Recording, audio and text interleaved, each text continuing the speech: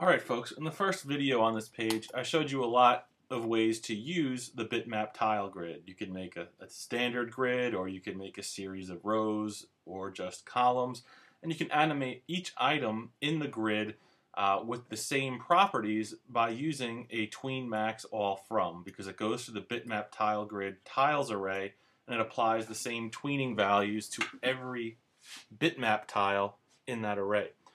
Now, there might be times when you want to apply different values to each of the items, especially when you want to start randomizing things. And what I want to do is show you one little thing behind the scenes here, and that is whenever a bitmap tile is created, it has origin X and origin Y properties that specify where the object is in the grid. Now, some people have built systems where they might just have an ID that takes care of the row and column index that they're in. I'm probably going to add that to this, but right now, knowing the X and Y specifically of each tile in the grid was very helpful. And I have public getter and setters for getting public getters for origin X and origin Y. So if I move the tiles around, I can always find out where they should be if I want to rebuild the grid. And that's going to come in very handy when I show you an alternate way of animating each tile inside the grid with unique values.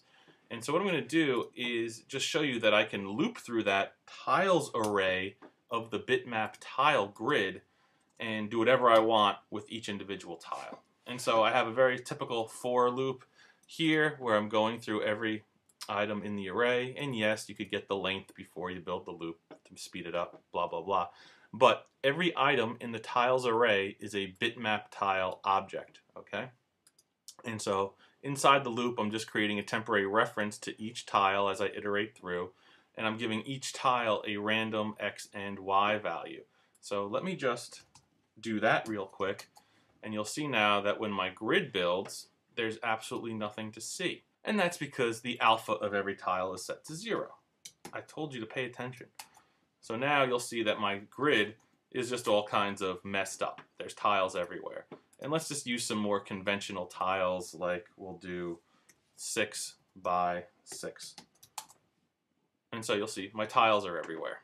Well, what this loop is going to do is start every tile in a random spot with an alpha of 0, and then each tile will be tweened to that tile's origin X and origin Y positions. So we can get really funky with this loop, but there's just a very basic example of how you can target each tile individually and give it specific values. All right, so whenever you want to use bitmap tile grid, you can either use the all from technique, or you can use a custom loop.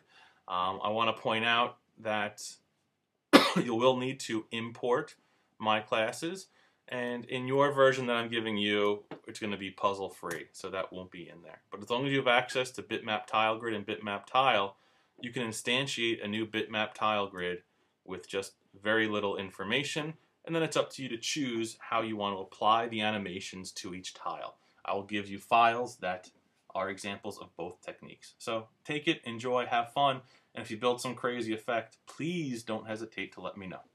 All right, folks. Catch you later.